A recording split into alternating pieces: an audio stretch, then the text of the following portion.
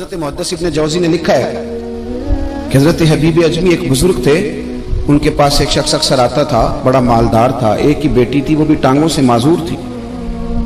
تو آپ اکثر اس کو کہتے کہ تو توبہ کر، اللہ کی بارگاہ میں رجوع کر۔ ایک وقت ایسا آتا ہے کہ پھر انسان کا جب کوئی اپنا نہیں رہتا پھر اسے مصلی یاد آتا ہے، لیکن اگر مصلی کی عادت بچپن سے پڑ جائے نا تو پھر ذرا آسان ہوتا ہے اللہ سے دل لگانا۔ وہ اکثر آپ اس کو کہتے کہ ٹھیک ہو جائے، کہ تو بیٹی ہے، وہ بھی بیچاری معذور ہے، تو کہاں دولت لے جائے۔ آج کرتا ہوں، ہم تاریخیں دیتے رہتے ہیں نا اللہ تعالیٰ کو معاذ اللہ کہ رمضان سے میں نے نیک ہو جانا ہے، عمرہ کر کے آؤں گا تو پھر میں پکا نمازی ہوں۔ خدا کے بندو، کس نے تجھے بتایا ہے کہ رمضان تک تو زندہ رہے گا؟ کس نے خبر کی کہ عمرہ کرنے تک تو بچے گا؟ حضرت حبیب اجمی اس کو کہتے تو کہتا بڑی جلدی ٹھیک ہو جاؤں گا۔ ایک دن سویرے سویرے توبہ کرنے آ گیا۔ آپ نے فرمایا کیا ہوا؟ تو کہنے لگا حضرت جی کل ایک 15 سال کا نوجوان ملا ہے اور مجھے توبہ کرا گیا۔ مزہ ہی اس عمر میں اللہ اللہ کرنے کا، نبی کریم سے محبت بھی کرنی ہو تو یہی عمر ہے۔ عشق لگا سی کھیڈاں کھیڈ دی نوں تے پھر مینوں کھیڈاں بھل گئیاں، کجل پایا سی میں یار دے ویکھنے نوں، پھر او دی یاد وچ روندیاں ہی ڈل گئیاں۔ حیدر شاہ اس گلی کدے نہ رولدی پر ہن تے رولدی رول گئیاں۔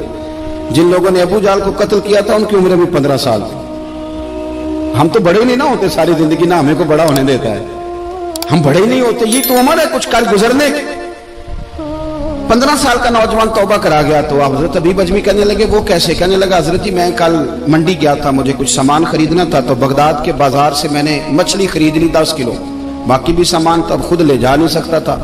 تو مزدور آپ کو پتہ ہے بیچارے آج بھی سڑکوں پہ بیٹھے ہیں، تو مزدور بیٹھے تھے تو ان میں ایک نوجوان 14-15 سال کا، چہرے پہ بڑی روشنی کی۔ میں نے اس کو کہا بیٹے مزدوری کرو گے؟ کہنے لگا حضور مزدوری بھی کرتا ہوں، پڑھائی بھی کرتا ہوں، اور جو اللہ کو منظور ہو اس کی عبادت بھی کرتا ہوں۔ میں نے اسے کہا کہ یہ میرا سامان ہے فلان جگہ پہنچانا ہے، کیا لوگے؟ کہنے لگا 3 دینار مزدوری۔ سودا طے ہو گیا، اس نے سامان اٹھا لیا۔ کہتے ہیں رستے میں ظہر کا وقت ہو گیا، کہنے لگا چچا اگر اجازت ہو تو نماز پڑھ دوں۔ 15 سال کا جواب۔ کہتے میں رکھ کے نا وہاں سامان تو پھٹے پہ بیٹھ گیا، وہ نماز پڑھنے چلا گیا۔ باقی لوگ دیر سے آئے، وہ بچہ جلدی آ گیا۔ میں نے کہا بیٹے آپ جلدی آ گئے؟ کہنے لگے نفل چھوڑ دیے، آپ یہی نہ سمجھ لیں کہ کام چور ہے، میں بعد میں پڑھ لوں گا۔ کہتے ہیں وہ دوپہر کا وقت، رمضان بھی نہیں تھا، میں اس بچے کو نوجوان گھر لے گیا اور میں نے اپنی بیوی سے کہا کہ بڑا نیک ہے، نمازی ہے، اور راستے میں یہ بھی ہوا ہے کہ میں نے اسے ایک دفعہ کہا ہے کہ یہ مجھے تھوڑی دیر کے لیے دے دو، گرمی بڑی ہے، تمہیں پسینہ آ رہا ہے، میں اٹھا لیتا ہوں۔ کہنے لگا نہیں چچا میں رزق حلال کھاتا ہوں، اگر آپ اٹھائیں گے تو میں 3 دینار مزدوری پوری نہیں لوں گا، پھر پیسے کم کروں گا، میں نے طے کیا ہے کہ اٹھاؤں گا۔ تو کہتے ہیں میں نے اپنی بیوی کو بتایا تو بڑی متاثر ہوئی، کہنے لگی دوپہر کا کھانا پک گیا، اسے کو روٹی کھا لے، رمضان بھی نہیں تھا۔ کہتے میں باہر نکلا، اس کو 3 دینار تھمائے، تو میں نے کہا بیٹے ایک بات میری مانو گے؟ کہنے لگا بتائیے۔ میں نے کہا کھانا پکائے کھا لو۔ کہنے لگا میں معافی چاہتا ہوں، میں نے روزہ رکھا ہوا ہے۔ حضور نے حکم دیا، حکم نبی کریم نے حکم دیا، بخاری مسلم کی حدیث ہے، فرمایا نوجوانوں اگر تمہارے پاس طاقت ہے تو نکاح کر لو ورنہ روزے رکھو۔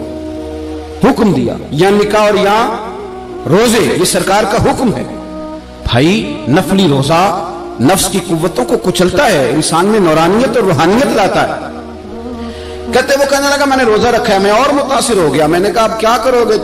کہیں اور جانا ہے؟ کہنے لگا نہیں، میں جس دن 3 دینار کما لیتا ہوں پھر میں مزید لالچ نہیں کرتا، باقی وقت میں قرآن مجید پڑھتا رہتا ہوں یا نبی پاک پہ درود شریف پڑھتا رہتا ہوں۔ آپ بتائیں تو میں نے کہا کہ افطار میرے ساتھ کر لو۔ کہتے ہیں میں اسے مسجد چھوڑ آیا اور خود میں لوٹ آیا۔ افطار کے بعد میں اسے لایا، کھانا کھلایا، عشاء پڑھی، اس کا گھر دور تھا، میں نے ڈرائنگ روم کھول دیا، بیٹھک کھول دی، وہیں وہ سو گیا۔ میری 20 سال کی معذور بچی کبھی چل نہیں سکتی تھی، کوئی طبیب کوئی حکیم میں نے چھوڑا نہیں تھا اس کو دکھایا نہ ہو۔ ایک ہی بیٹی، وہ بھی معذور پیدائشی، اس کے کمرے میں گئے، میاں بیوی اسے کھانا کھلا اور بتایا بیٹے ایک نوجوان ہے، بڑا نیک ہے ہمارے گھر میں، آج بڑا پرہیزگار۔ پتہ ہے حضور نے کیا فرمایا؟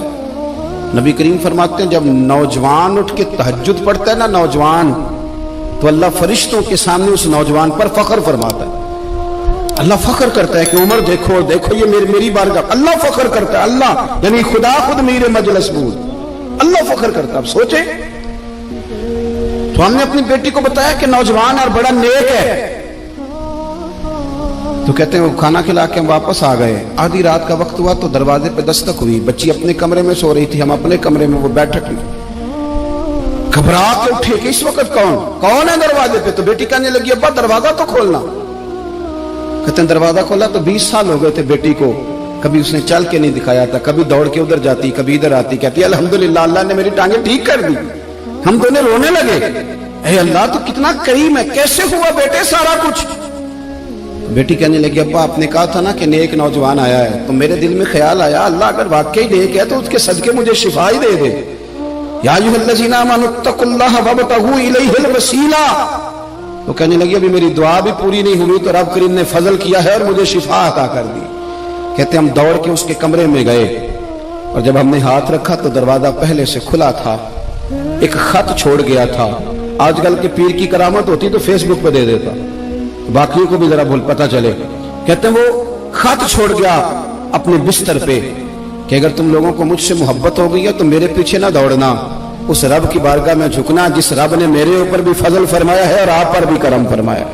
मेरे नौजवान दोस्तों, ये जो बचपना हमें लोग कहते हैं ना अभी बच्चे हो, अभी जब आप बालिग हो गए तो नमाज फर्ज हो गई, सच बोलना जरूरी हो गया, रिस्क हलाल खाना जरूरी हो गया, शरीयत सारी की सारी लागू हो। एक तो दरगुजर से काम लें, दूसरा अपनी जिंदगी के अंदर ख्वाहिशात को छोड़ें। सादा खाना तो वैसे इंसान को तंदुरुस्त रखता है।